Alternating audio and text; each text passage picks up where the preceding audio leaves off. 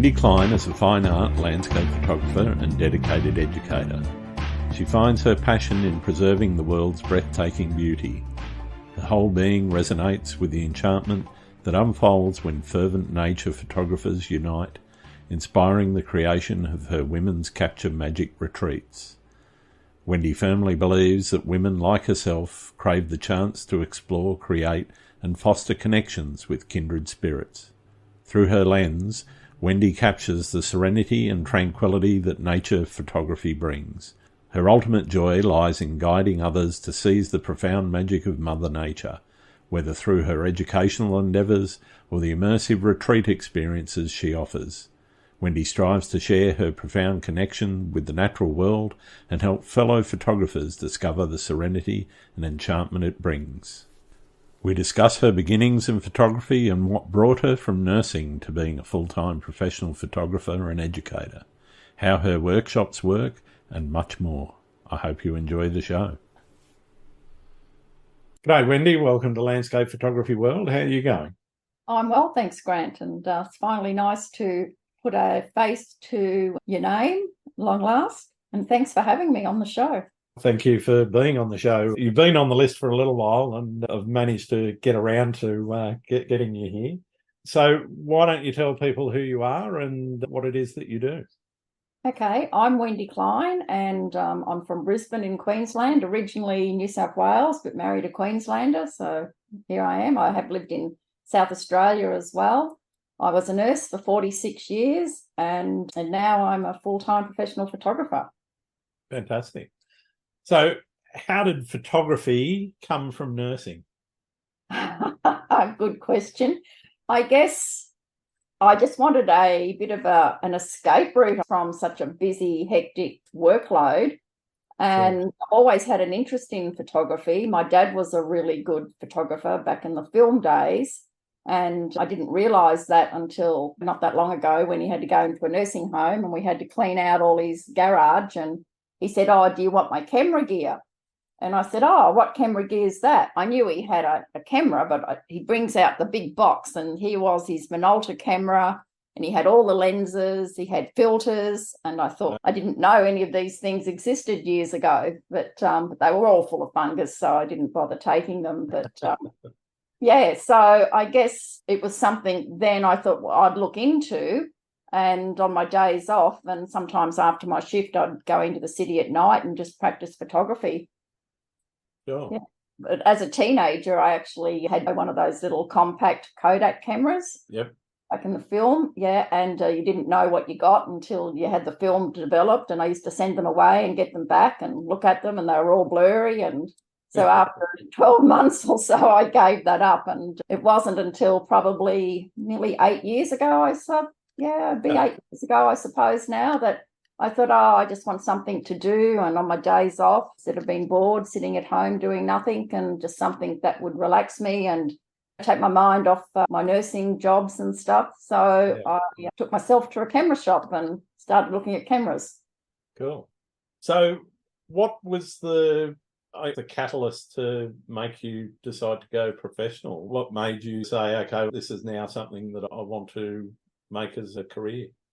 Dale Sharp was probably the instigator of that. He was my mentor, one of my mentors, and I did a number of one-on-one workshops with him. And I just liked his style of photography, and that's what got me into doing long exposures.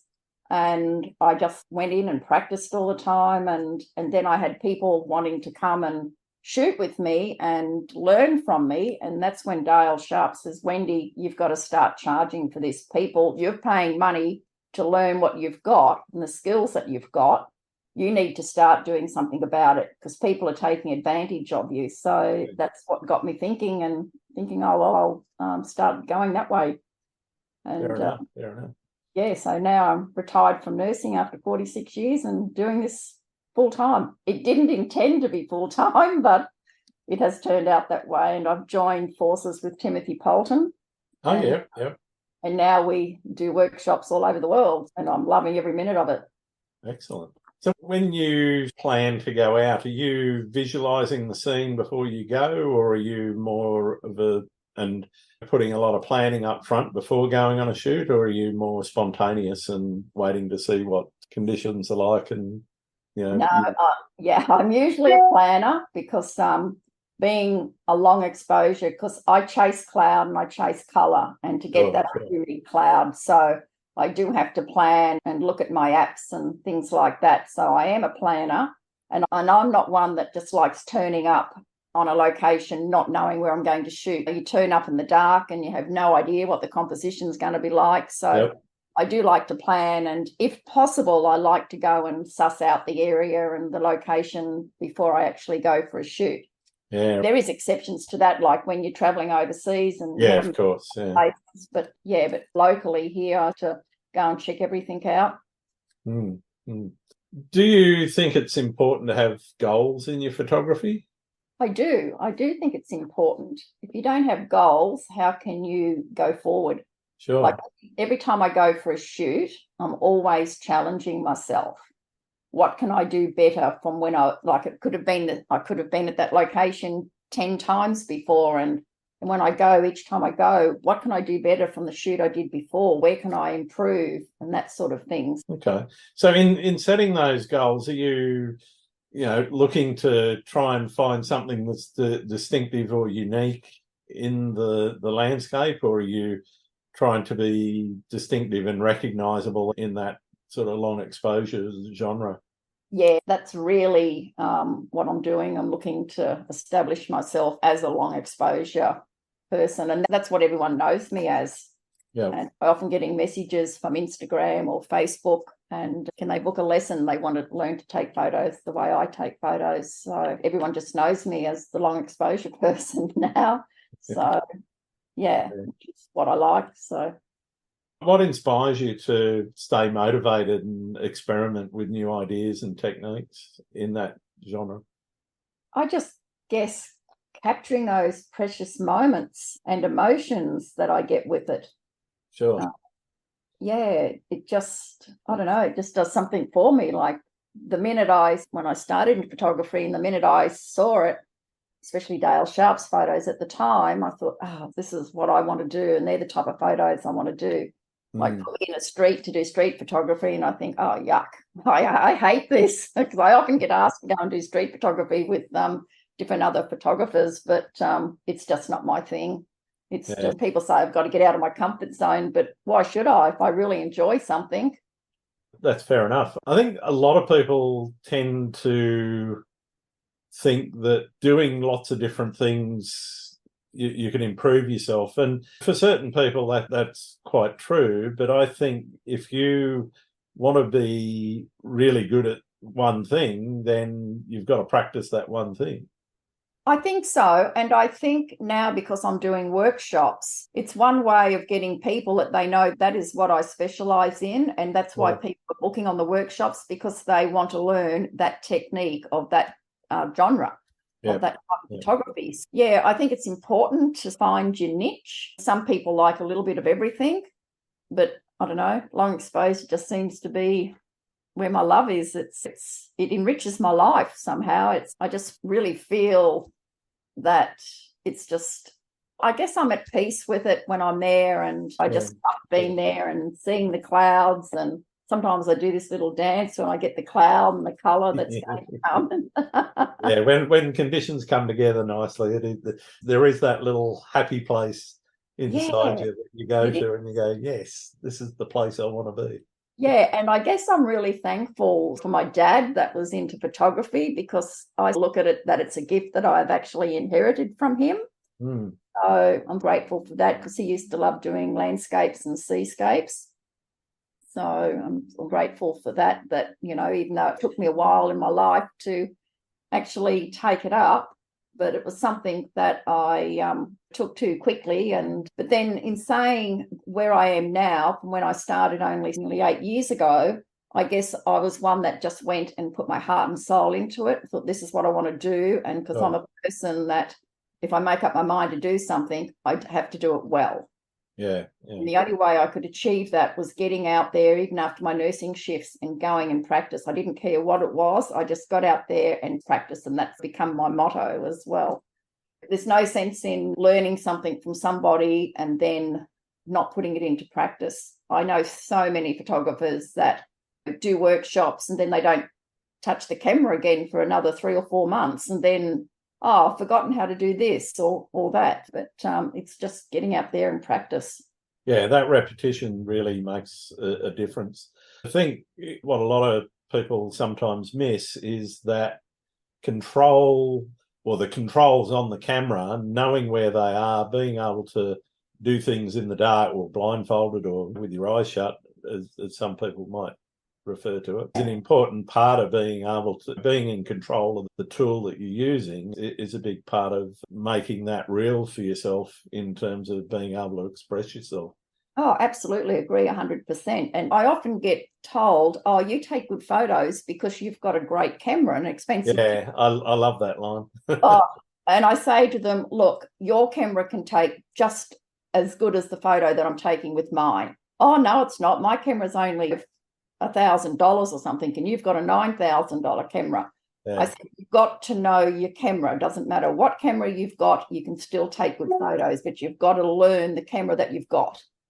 Yeah, definitely. And the best, the saying, or that old saying of the best camera is the one that you've got at the time. Exactly. Absolutely. Yeah. When I had my very first lesson, I nearly gave up photography. I booked a local photographer up here in the area, and because I went and bought this, it was a crop camera that Ted's Camera sold me, and because I had no idea about crop or full frame at the time. Yep. So I booked a lesson, and it was just so technical that I just had no idea of the terminology that he was speaking about, because I thought that's not in my nursing vocabulary. And he was even like basic things like you've got to look at the composition when you're taking photos. And I'm thinking, what the heck's composition? What's this new word? And all these sorts of things. And I nearly put the camera away and thought, oh, I sell it. But then I thought, no, I'm determined to do this. And that's when I went to a Nikon seminar, and Dale Sharp was one of the guest speakers there. Right. And he was showing a lot of his photos, and I thought, wow, this is the type of photos I want to do. And he seemed like a really great guy. And he was. And yeah, so that's when I booked a lesson, and then it just snowballed from there. Yeah. I think that process of mastering your craft is definitely a key element for success in landscape. And in terms of putting the hard yards in to understand field work and processing and shooting and camera control, how much of that do you try to instill into your workshop attendees? Having control, you mean, over the camera? Oh, no, just having to put in the effort. What's the saying, that 10,000 hours to master a craft or something? Yeah. No, we always tell people what we teach, they have to go and put into practice. And even though it might be repetitive, but that's the only way they're going to learn. Yeah. For me, with a camera in my hand, I never, ever feel alone. It's always just me and the camera, and it's just something that I really enjoy having, and it's something I really can't be without now. It's part of my life. Some people say I'm obsessed, but I don't know. It's just, unless people really understand how can I say it, the rapport you have between yourself and the camera. Yeah. I don't know whether that's quite making sense, but no, that makes a lot of sense to me. Yeah, whereas I do enjoy shooting a lot on my own, and I go out on my own a lot. Sure. Only because I'm challenging myself each time. Mm-hmm. And I know sometimes when you shoot with a lot of other people, there's a lot of competition, and they can't wait to get home and put their photos up. And then I've been with others where they put their photos, and some others in the group have put their photos up, and they'll be comparing that. And do you think mine's better than this person? And I don't like any of that, because everyone's photography is their own journey, and everyone is at a different place in their journey. So I don't look at it as that you shouldn't ever compare from one photographer to another. No. I think competing against yourself is actually the place that most people need to put their effort into, rather than comparing themselves to others. Yes, you can look at the work of others and say, okay, that's inspiring. That's something that I want to strive to achieve, and I might not be there yet, but exactly. But it gives you an incentive to get there to where they are. Yeah. Yeah. Exactly. Yeah. Yeah. And there's a lot of great photographers in the world, some that people never ever have heard of. Absolutely.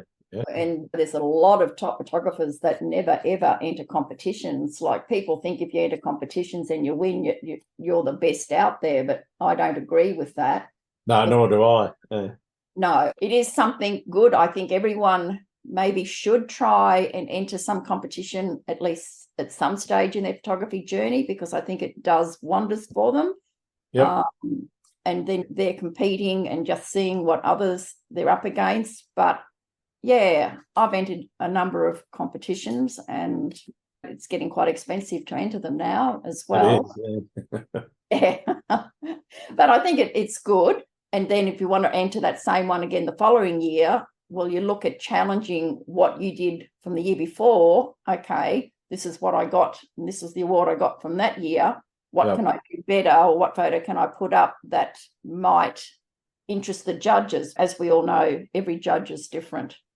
Absolutely. And it really does come down to those judges' preferences and biases. You can't deny that they're going to have both conscious and unconscious biases towards particular images or imagery. And those are the sorts of things that you got to keep in the back of your mind when entering competitions, I think. Oh, absolutely. Yeah, yeah. But I think photography is good for me too, because it helps me slow down. Like, I'm quite a fast-paced person, and everything's got to be done quick, and everything's got to be done on time, and everything's got to be done properly. But I guess that goes back to my nursing career, because that's what we had to do. And yeah, whereas photography, it makes me stop and think and really slow down and appreciate things that I would sometimes just naturally take for granted. Yeah. What does success look like for you in your photography? I guess I have been quite successful now, and like joining with Timothy Poulton, we've got quite a successful business going, partnership going together with our workshops. Yep. And the more we become known, and Timothy being out of it with COVID and that sort of thing, he's now getting back into it.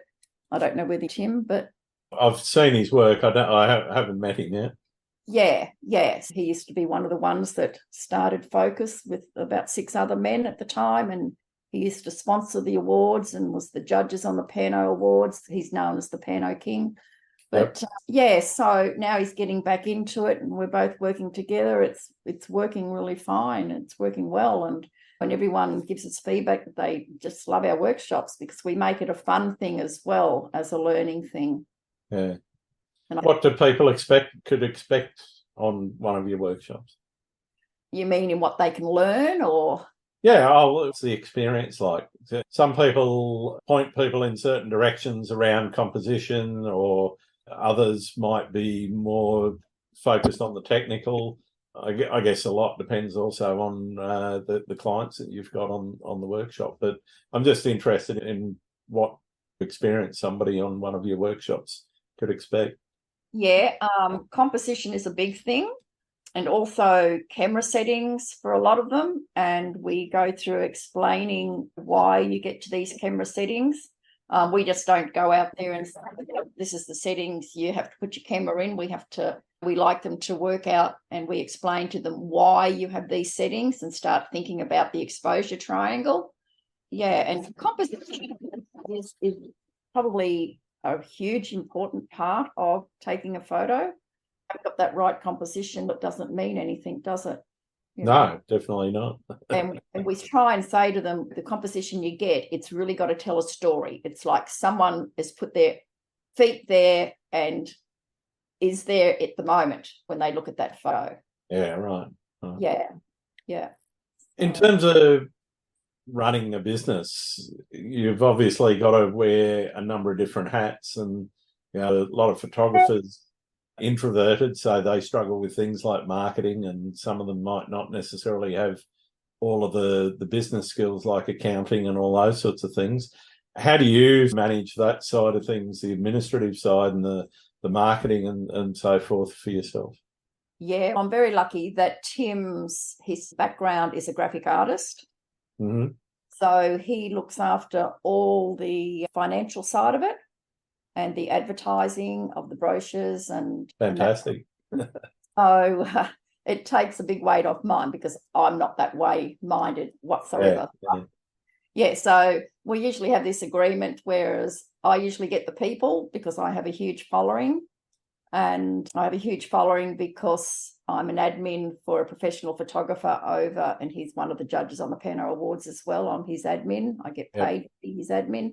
And I have a huge following with that, and because he's done me on different interviews and that sort of thing. Sure. So I have a huge following with that. So it's not just the local people that are going on our workshops. We're getting people from Canada, USA, all over the place, which is great because you just don't want the locals all the time because otherwise you're not going to expand. Yeah, exactly. So, yeah.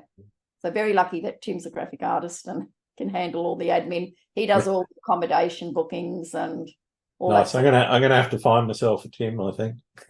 Oh, I think so. Yeah, no, it's brilliant. Yeah, and because he's been doing tours for years all over the world, he just knows all the spots and the places and places to stay. And so far with what we've done together, the accommodation and everything's just been spot on. And yeah, he's just a great guy. Mm-hmm. Yeah. What's the most important thing to remember when running or hosting a workshop? Remaining professional. Yep. Is number one. And coming down to people's level, to the level that they are. Yeah. You soon work out how can I say, whether you need to speak to them in really simple lay terms or whether you can go a little bit more technical in how you're speaking to them. And that's what I often get feedback is that they say the way I'm teaching is very simple, that they understand and they can remember. You start getting too technical, then people don't remember as easy. No, that's right. Yeah. So I say keep it simple and so they can all understand. But yeah, and go at the pace that they are. Like some people you might have to explain 10 times over and over. And I don't care if they ask me 100 times, I will still go over and I'll say no question is ever a silly question. Because some people say, oh, this question might be a bit silly. And I said, no question is ever silly, because I know when I first started, exactly how I was. And sometimes you're not game to even ask a question when you first start out because others listening in the group might think, oh, they're not up to where we are thing. Yeah. So everybody's different and you just have to gauge the group when you've got them together. And you soon work that out when you do a meet and greet and that sort of thing. Yeah. I think, though, as an attendee to a workshop, I think you've also got to say different people are all, as you said earlier, different people are at different points in their journey. Some people are going to know more about something than you might, or some people are going to know less. And to be honest, that shouldn't matter. And as you say, there's no stupid questions. If you want to learn something, then asking questions is a great way to do it. Yeah, Tim and I only take 4 people on our workshops. So it's 4 people to 2 professionals. They're getting lots of hands-on, lots of attention. Then 1 photographer to 8 people, which a lot of people do. Yeah. So we like to give everyone that individual attention and give them what they need. Fantastic. Yeah. What's your favourite place to shoot and why? Oh, there's numerous. Bombo Quarry is one of my favourite places, only because there's several composition you can get, and the ocean is never the same when you're there. It's been there when the waters come right up over the rocks and and when the seas are really high. And just the formation, the rock formations, there's just so much. It's just such an interesting place. Yeah, definitely. Yeah, I really like that. I guess the South Island of New Zealand sort of Nice. Yeah. is one of my favourite places as well. But then saying that, so many countries, they all have their unique spots. Yeah, definitely. Yeah. So if someone asked me where should they go and shoot, it would be hard. It just depends on what they like, because what I like, they might not like. Yeah. I'm a real stickler for dead trees, and because that's quite evident in a lot of my photos, and old jetties. I just love old jetties and that sort of thing. Yeah, everyone's different. It's really hard. Like Horsehead Rock, that's another favourite spot. It's getting a bit harder to get to nowadays with my knee replacement and things. But yeah, it's just, yeah, everything's a favourite place if I've got the right conditions. Fair enough. How does where you live influence how and what you shoot? Good question. When I first started photography, I used to think the local area was wonderful, but now I don't tend to shoot so much here in the local area, only because a lot of the locals don't get out of their comfort zone, don't go out of their own area. So that's all you're seeing locally is the same places all the time. Yeah, right. And I'm a person that likes to be different and come up with different locations to what you're seeing every day. I like to broaden my horizons, and I guess that's why I like traveling as well, to get all these different places. Next month, I'm away for 5 weeks to Iceland and Norway, Italy, Switzerland, Slovenia. Nice. And that's with Tim Poulton as well, and 4 other photographers. Yeah, so that's going to be quite interesting. I've never been there to, especially Iceland and Norway. I'm really looking forward to that and doing the Northern Lights. Yeah. Have you seen the Northern Lights before? Yeah, I especially went over to Alaska back in Nice. March this year and did a 6-night. It was all just, we shot all night and slept of a day. That's all the workshop was, Northern Lights, focused on Northern Lights. Yeah, fantastic. Absolutely phenomenal. Like, people said to me, oh, you'll never see the Northern Lights with your eye. The camera will capture it.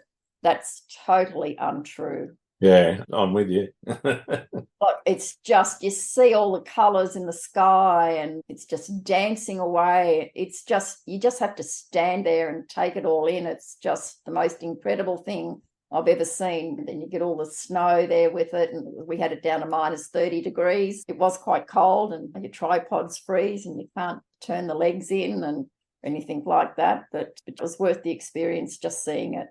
Definitely. Yeah. If you could retire at one of the places you've shot, which would it be? Oh, if it's here in Australia, it would have to be Kiama. Okay. Yeah, I really like Kiama. Yeah. I used to live down near there at Forest Hill, not Forest Hill. Can't even remember now. Out of Barrel. I used to live there in Barrel. Oh, okay. Yep. Walls Meadow and Burrawang and all those places. So I used to duck down to Kiama quite a bit with the kids when they were little. But yeah, if it was overseas, I guess it'd be probably the South Island of New Zealand. Town. Town's a lovely place, but yeah. But after I get back from these other countries next month, it might change. You might have a couple of new ones. Yeah. But, what's your most memorable experience taking photos today? Oh, that's a hard one. I guess probably being at the Merauke Boulders. That was quite incredible because I got the great sky to go with it. Nice. Yeah, but I guess my most memorable time at the moment would be probably Alaska.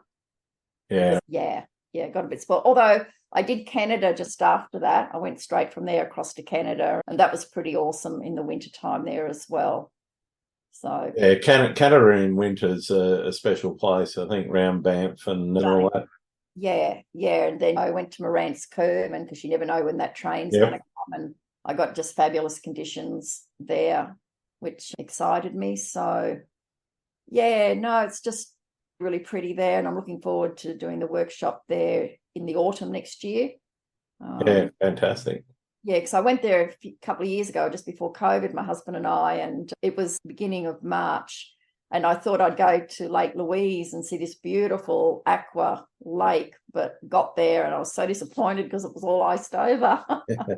I didn't even think about it being winter and that it had iced over. But Yeah.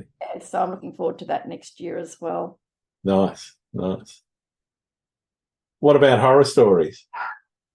Horror stories. I've got one where I was quite frightened, as I've said earlier, that I like shooting on my own. And I was up in Hervey Bay and staying at the resort. And I woke early and I thought, oh, I'll just go down and sit in the car and wait because it was just far too dark. Normally when I get to a location, I'm getting the camera gear out and putting it on my tripod because it's all on the back seat. But this particular morning, I thought, oh, I'll just sit in the car and look at social media. I kept the car running and all the doors locked. And next minute, because I'm looking down at my phone, next minute, knock on the window. And I nearly went through the car roof, frightened the daylights out of me. And I said, what do you want? And he said, put your window down. I said, no, what do you want? And he said, are you all alone? I said, and he's trying to look through the windows because my car windows were tinted. Yeah. And I said, no, I'm here with my husband. He's just gone over to the toilet. And that was the wrong thing to say because next minute his mates started coming out of the toilet and started coming to the car and he tried to open my door. Wow. And I thought, holy crap, I've got to get the hell out of here. And so I put the car in reverse and drove off and drove down the road. And I thought I really wanted to shoot this particular jetty because I hadn't shot it before. Sure. Arnis jetty, Torquay jetty it was. And I just pulled into the surf club car park there. So I drove down the road, waited 10 minutes, come back. And the minute I drove in, they started coming towards the car again. Wow. And I thought, I can't risk this. So I ended up going down to the other jetty that I've shot before where there was other photographers and runners and walkers and that sort of thing. So that really frightened me a bit. But yeah, I can imagine. Yeah, but normally I'm usually pretty careful about that. And Hervey Bay used to be a really safe place, but now there's a lot of hooligans and unemployed and they're all on ice and all that sort of thing. So it's probably not the best spot now to go on your own. Yeah, right. Yeah, but apart from that, there's really no other horror stories unless you count cameras going in the ocean water, rock pools, saltwater rock pools. That's what happened to actually my first camera. I was at with Andrew from Nissi. They had a Nissi filter thing and I knew nothing about filters at the time. And Dale Sharp had organised it as a Nikon group meetup and down at Currumbin. And I thought I'll get there early. And I had my first crop camera and this $30 cheapy tripod. And the wind came up and blew it back into a rock pool and smashed everything. So I was just devastated. So then my husband says, well, go and buy another camera. So that's when I went the next day and bought a full frame camera. Yeah, but yeah, so apart from that, no, just when you do the astro sort of thing, you get frightened with the kangaroos. Yeah. Think it's a person, didn't think anyone else was out here. And normally I don't do astro on my own. I normally do it with the guys here locally. It's normally pretty good. Doesn't pay being on your own sort of in places at night. But around Brisbane, you know where you can go and where you can't go. Yeah, a lot of Indigenous and homeless people hang out under one of the particular bridges, and I just won't go there on my own at night. Yeah, understandably. Yeah, so you just got to be safe and be wise in the decisions where you go. What's photography taught you about the world? There's so much to see and so much to capture. Yeah, the world's quite a big place, and I guess you could go to several places all over the world, and it's an escape. It's a place you can escape to and really immerse yourself into photography and that sort of thing. So it enriches your life. Absolutely. Yeah. What's your routine like when you come back home from your shoot? Are you putting the images straight up and diving into the edit, or are you one to leave them for a little bit of time and let them rest? Yeah, I'm one to leave them and let them rest. I'm never one to race home and put them on the computer. I think I have over 2,000 photos to edit because I'm always out shooting and always all over the place. But they'll wait for a rainy day or when I'm not doing anything. But yeah, I've never been one to race home and put them up. In my earlier days, when I used to shoot with a lot of the locals, they couldn't get home quick enough. And now you got home from the shoot and they've got a photo up already. And I think, my golly, I think it's better if you can leave it a bit. Yeah, okay. Yeah, I don't know. That's just a personal thing. Yeah, some people get excited about it and they see what they think they've captured and they just have to get into it. Yeah. And I'm never one to really edit when I'm away either. I'm on holiday or anything. A lot of times I don't even take the laptop, but now that I've just got the new smaller Apple laptop, it'll be a bit easier to travel with and download my images. But yeah, unless I'm feeling really bored when I'm away and nothing to do at night, next month I might do a little bit of editing while I'm away, but I'll see what happens. Yeah. What is your processing workflow look like? I used to be just purely Lightroom. Okay. Timothy Poulton runs editing courses. He's a bit of a guru, being background in graphic artist. He runs them on his property, and I just done an advanced one with him a couple of weeks ago. And yeah, so now it's Photoshop into Bridge and then Photoshop. There's so much to learn in Photoshop. Yeah, well, there's more and more changes to it. The recent one with the generative fill, for example, coming out with 24. Yeah, when I changed computers, because the laptop that I had, the internal thing in it wasn't big enough to handle the new Photoshop update. So that's why I'm going to get a new laptop. It was 5 years old, so it's probably a little bit. The internal hard drive wasn't very big to cope with it. But then when I got the Apple and got everything transferred over and I went into Photoshop, and all it kept coming up was this degenerative thing and with beta, and I hated it. So I ended up deleting it off the computer altogether. Okay. And people said, oh, no, you should have kept it there. But I think it's only an experimental thing, isn't it, at the moment? With Photoshop? No, it's in full release now. So the latest version or the publicly released version of Photoshop now has the AI generative fill. Okay. And do people have to buy that? No, it's not separate. It's part of the Photoshop subscription. So if you, with the Photoshop or Adobe CC, the sort of paid subscription model, then it comes automatically. Oh, okay. I'll have to look back into that. Yeah. I haven't experimented with it, but I had a bit of a play with it. I've got to say, for simple stuff like water or grass textures and those sorts of things, it's actually not too bad. But I've got to say, I'm unimpressed with some of what it does, and I've had a bit of a play around with it a few times, and I've got to be honest, the options that it comes back with are sometimes just a bit strange. Yeah. But or they just don't look they don't look very convincing. It depends a little bit about how much of the image it is that you're trying to mess with. Yeah, true.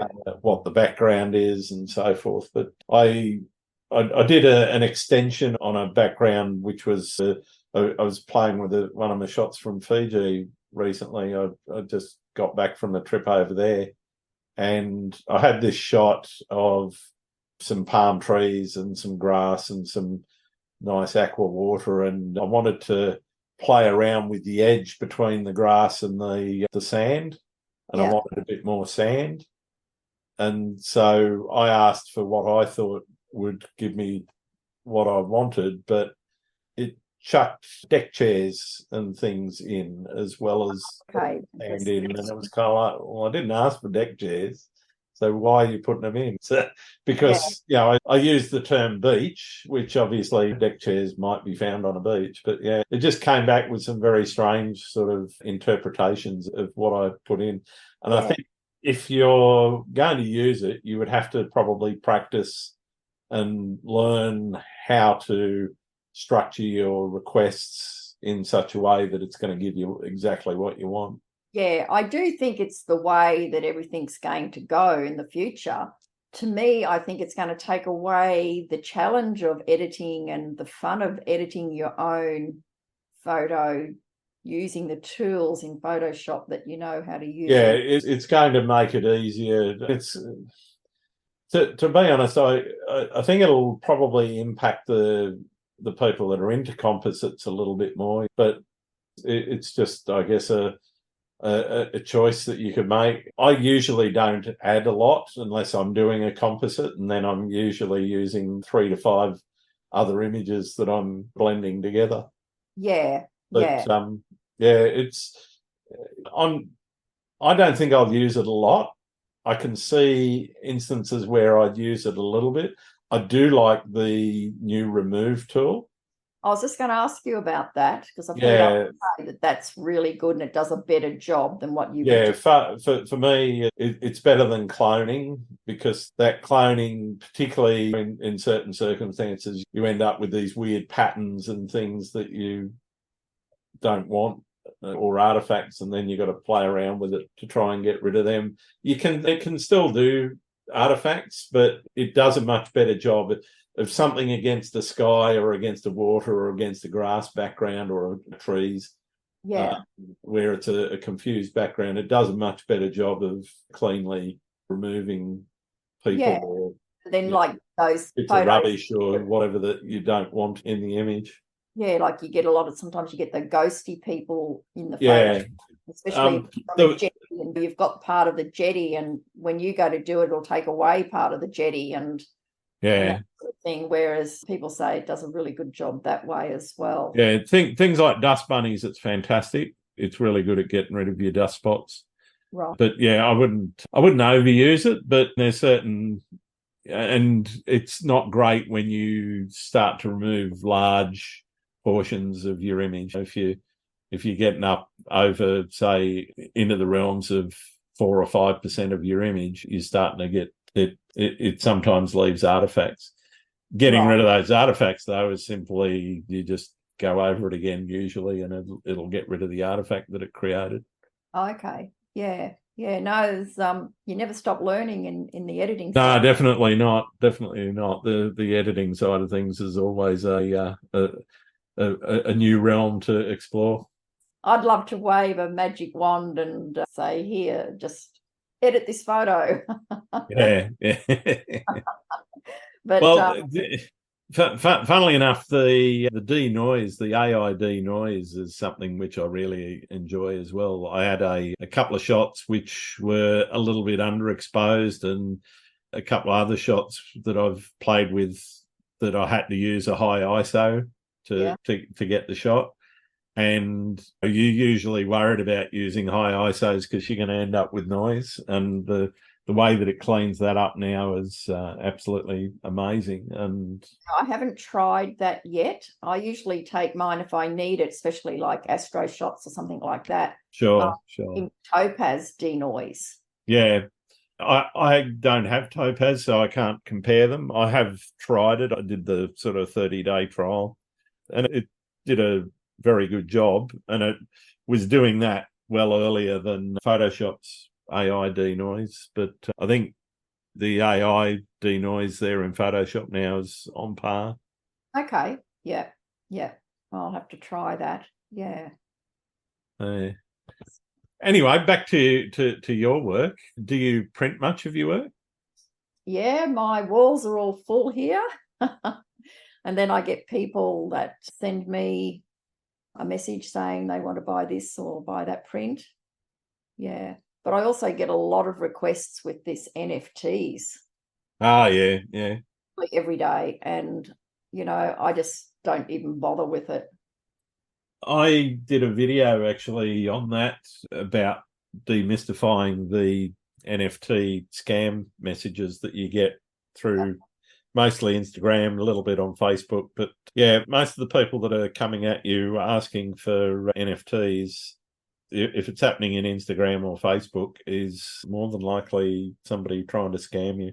Yeah, exactly. Because who has the money to pay what they're asking that they'll tell you want? Well, there are collectors out there that are into that, but usually they're looking at artists that have already engaged in that NFT space. And most of what I've seen in that sort of environment has been through mostly developing personal relationships between the collector and the artist. Yeah. So I've just ignored it all so far. So probably wise. You hear of so many people that get taken and lose their money, and money's too hard to earn. That's exactly right. Yeah. You wouldn't make a fortune just selling your prints. No. I make more money doing one-on-ones and workshop, a lot more. Yeah, same. The prints, it's just a bit of a sideline, really. Because people say, oh, you can take really good photos on your phone and we can just get them printed now. And I said, yes, you can, but you can only go to a certain size, really. That's it. Unless you're starting to use AI scaling and all those sorts of things, which you can do, but yeah, I'm not sure of the point of that. If you get a good camera that's a full frame or a medium format, and you're taking a larger RAW file, then editing it, you're going to be in a much better position to use that as a large scale print than exactly an iPhone shot. Yeah, for sure. And I know the iPhones and all the smartphones are getting really good, but they'll never be as good as a camera. Well, that's my opinion anyway. But you've got more control over a camera with what you can do, changing your settings, and there's no way on my phone I could take the long exposures like I do, 3 minutes, 5 minutes. Yeah. It's when you get up into those extreme long exposures that they tend not to. The other thing is that when you're talking about a sensor, which is probably the size of the nail on your little finger, it's not going to give you the resolution you want for large scale, despite the fact that they might say it's 50 or 60 megapixels or whatever the latest one is. Yeah, that's right. Yeah. But it's still a tiny sensor. Yeah. But I love using my filters, and people say, oh, you don't really need filters. You can do what you're achieving all in post. And I thought, yes, you can turn a photo. If you've got a few clouds, you can turn it into a long exposure and that sort of thing. You can put a grad filter on and all that sort of fun in that, though. Yeah, exactly. Whereas I enjoy getting out there and working it all out. And I'm very much look at my app and get my settings right, and then how long am I going to use if I'm using a 10 stop, whereas I've had a lot of photographers say, oh, I just guess. And I said, and how many times do your photos don't turn out? Yeah. Oh, quite often. So that's because you're guessing, and then you might not get an opportunity. You've missed that moment where you've got the color. I always teach all my students, always use the Nissi app. I'm a big fan of Nissi filters. I do have a few case ones. I do have the cheap ones, K&F, for students to use because I don't want my Nissi ones broken. But fair enough. Yeah, but they do throw a tiny little bit of color cast, but a lot of people can't afford the Nissi ones and they want to learn to do the long exposures. What do you tell them? Yeah, that's it. Cheap, and if it's what you really like and what you want to do, well, then start looking at your Nissi filters or something like that. But the one thing I tell them is avoid those variable ND filters. Oh, I don't know how people use them, Grant. Yeah, I bought one way back in the day, and I just found real problems with them. Yeah, and I don't know about you, but I'm not a believer in having a polarizer when I use a grad and an ND filter. No. So many people turn up at a sunrise and they've got the polarizer on and they're starting to shoot before the sun's up. And I said, you haven't got sunglasses on, have you? Yeah. No. I said, look at you put them on your lens. Yeah. Put them on your camera. And they look at you. And I said, that's exactly what it is. Yeah. And why do you need it with all that? But so many people just seem to think that they need it.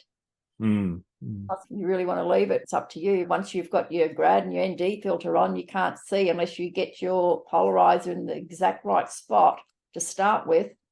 You can't alter it. Exactly. yeah. then it's really hard to fix that in post. Very much. I don't hardly use a polarizer at all, may the odd time on a waterfall or something, but Yeah, no, situationally I'll use it, but yeah, I don't use them a lot. I mostly use NDs.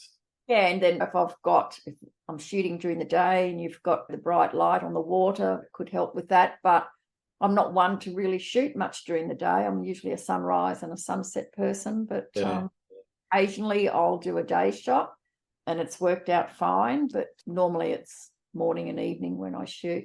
Mm. Everyone has creative blocks and challenges and that feeling of, I don't want to do this anymore, or I'm just not inspired to do it now. How do you get around that, and what strategies do you use to stay inspired and engaged? It's an interesting question you've asked that, because a few years ago I had one of the local fellows. He used to be a wedding photographer, well-known wedding photographer and architecture photographer. He's in his 80s now. And he says, oh, you won't keep this up, and you'll burn out and you won't enjoy it as much. But I can honestly say, Grant, I haven't had that happen yet. I just find every time I go out, I just love to be out there with my camera. And yeah, for me at the moment, it's still something that I'm really enjoying, and I'd hate to be without my camera at the moment. And yeah, it's just, yeah, I don't know. I don't know if I'll ever not want to get out there and capture. I think that's really cool that you've not had that experience. Yeah, when it comes to editing, that could be a different story. I've got to really be in the mood to edit. Otherwise, if I'm not, then the photo doesn't turn out how I want it. And then you find yourself resetting and starting again, or you just get up and walk away and leave it for a few days. But no, never. I'd be out there every single day. If there was cloud and I knew there was going to be excellent cloud, high cloud, medium cloud, and colour, I'd be out there every day. Yeah. Yeah. I guess that's been obsessive, isn't it?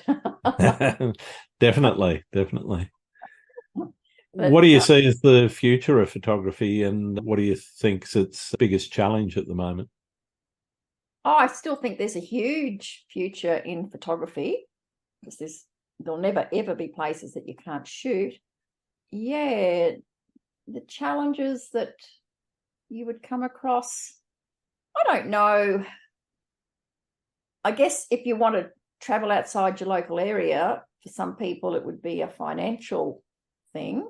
The rising costs of interest rates and that, for a lot of people, they think twice about going places and booking on workshops and things like that, because they say it's just very unstable at the moment and don't know where they're heading. But for myself, I don't have any worry about that because I don't have any debt, but that's not the case with everybody. But for my own situation, I think there's still a great future in photography.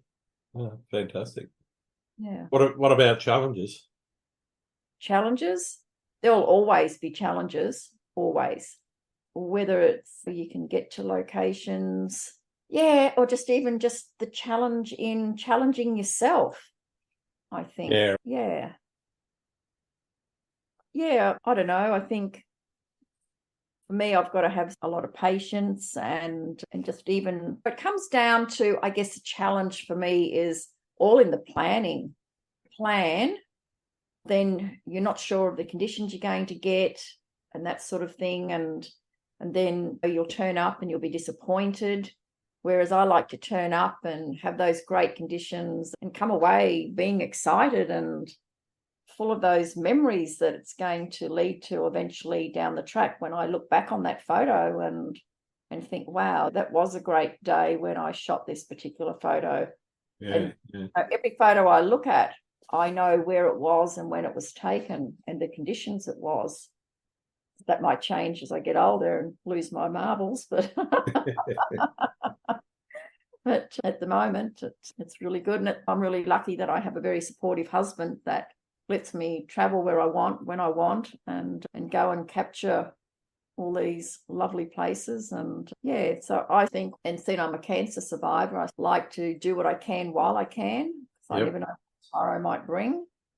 So that's why I travel a lot as well and enjoying it at the moment. So while I'm still enjoying it, I'll still be shooting.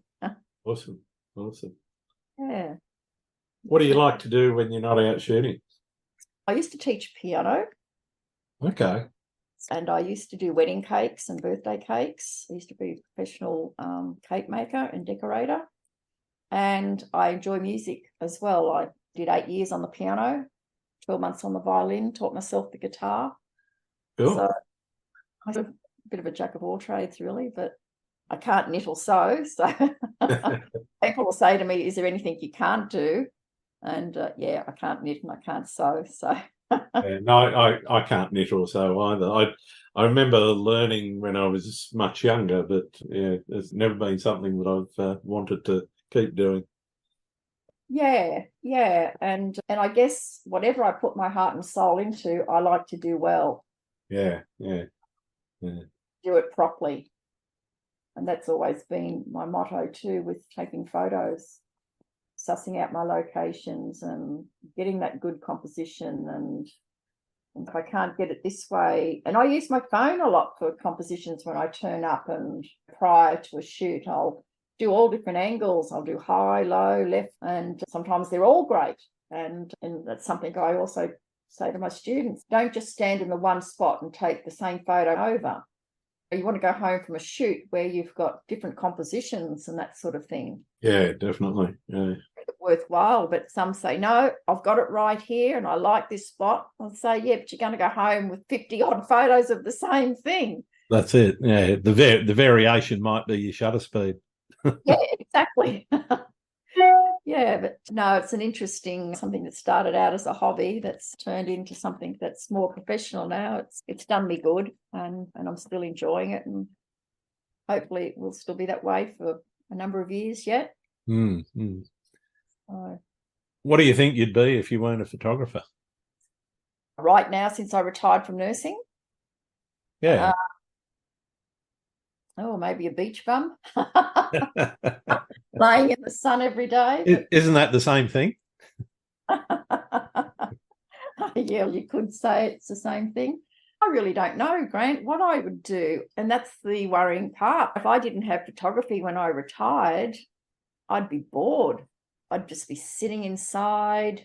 There's only so much playing of the piano you can do. There's only so much exercising you can do. Whereas photography, you can be out in the morning, you can be out in the afternoon, you can be out during the day, and then you've got editing as well.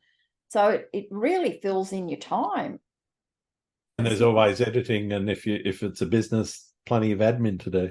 Yeah, and planning the workshops. Okay, what countries are we going to? Normally Tim chooses all that, but we've got some interesting ones coming up. We've got Bhutan coming up for 2025, which is going to be very interesting. It's not a place. That'd be very cool. Yeah. And we've got Tuscany next year, which is that workshop's full. So Japan's really interesting. I really like Japan.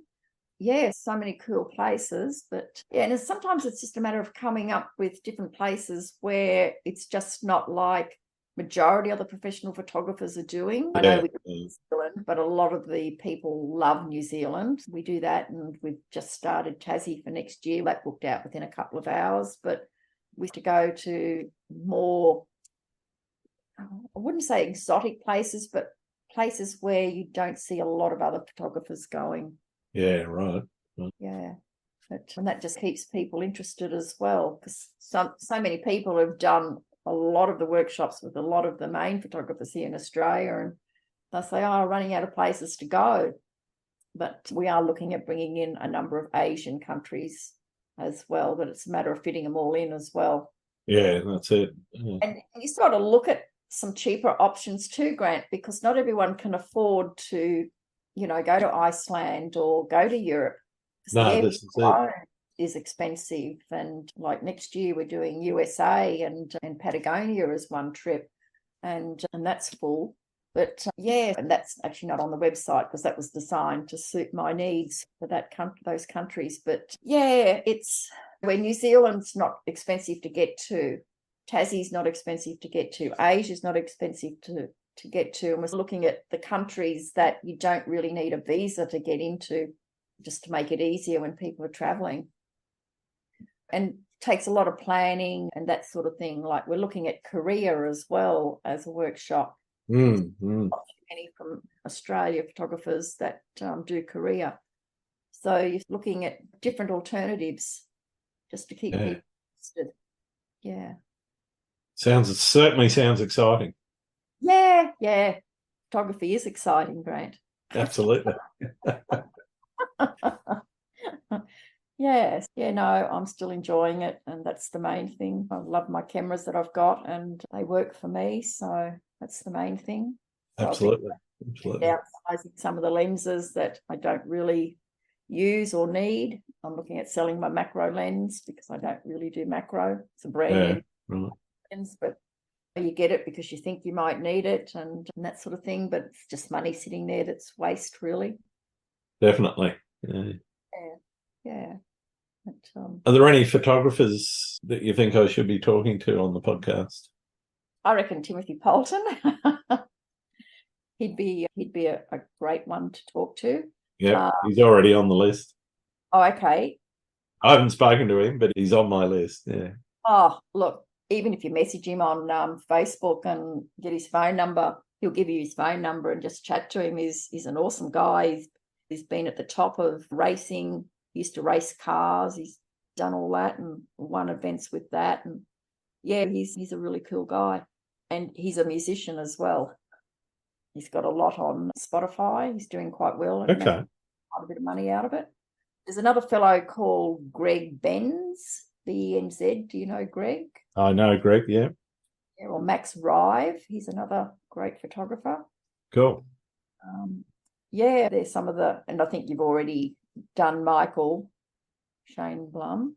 Yep. Before and Izzy, because Izzy, I follow him quite closely because he's a long exposure man as well. Izzy Abalila was on quite a few episodes ago. Yeah. No, he's a really nice guy. He's a good guy, is he? I like his work and yeah, and he's very helpful if you're going down South Australia or Kangaroo Island or any places like that. He's quite willing to share with you locations, whereas a lot of photographers won't give you information. Yeah. I get asked all the time, where's this? Why don't I put out a book of all the locations I do and that sort of thing? And I thought, I found a lot of them, most of them myself. This is it. I think if you're willing to put the effort in to find them, it's not that hard, particularly with things like Google Earth, etc. Oh, Google Earth. Yeah, there was a spot they were all doing, and there was a whole heap of dead trees. And I actually asked a good friend of mine where it was. He says, oh, I got taken there. I'll have to ask the person that took me. And I thought, oh, that's a bit strange. Anyway, I thought there's only so much of the lake. So I got on Google Earth and I found it. Yeah. Now I've had that many people go and shoot there and ask me where it is. And I just give them the location and put a cross where they have to turn and where it is. And yeah, it never ever bothers me, sort of thing, of giving locations, because if I've already shot it, what does it matter? This is it. But some won't give any info out. No, some are very, very reticent to talk about where they've shot. I think if I'm at a place that's environmentally sensitive, then I'm a little bit more reticent to tell everybody where it is. If somebody DMs me, though, I'm more than happy to share it. But like a place on a private property recently, and he's got a big dam, and on his dam he's got this really old little jetty. And so many asked me where that was. Unfortunately, I can't tell them that one because it's private property and he's an elderly man. Yeah. And he doesn't have a gate that's locked to get into the property. And I'd hate to think that a lot of photographers were going in there early morning or late at night and scaring the daylights out of the poor old fellow. But yeah, so that one I couldn't give. You have to be sensible in where you've shot and that sort of things. I'll tell you another one. His admin I mentioned earlier. I actually didn't tell you what his name was. Tim Shields. You've probably seen him advertised everywhere. Yeah, I've seen quite a bit of his work. Yeah. He's won quite a number of awards. Have you ever done Peter Lick? Have you ever interviewed Peter Lick? No, I haven't yet. Yeah. He's a Pano fellow. Yeah, so he's quite good as well. No worries. Thanks for those. Yeah, no worries. I got one more question for you, and it's the most important one that I ask my guests. Do you like pineapple on pizza? Yes, I do. Excellent. One of my favourite. So you're one that orders it. I absolutely do. Always have to have pineapple on a pizza. Excellent. Why Excellent. is that? All right. Thank you very much for taking some time to talk to me today. It's been absolutely wonderful meeting up with you and getting to know you a little bit better. Where can people find your work? They can find me on Wendy Klein Photography on Facebook. Sometimes I put it just on Wendy Klein on Facebook. I do have Instagram, Wendy Klein _photography.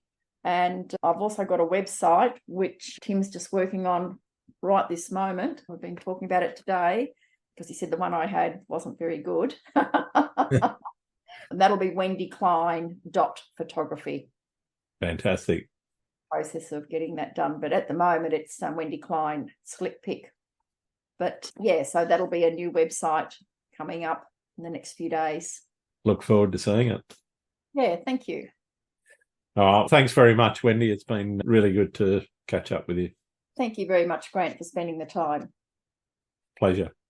Okay. Thanks again for listening to Landscape Photography World. I hope you enjoyed the show, and keep listening because I'll be joined by some great guests in upcoming episodes. You can find my work in this podcast at grantswinburnphotography.com. I'm also on Vero, Twitter, YouTube, Instagram, and Facebook. I'm Grant Swinburne. Hope to see you out shooting soon.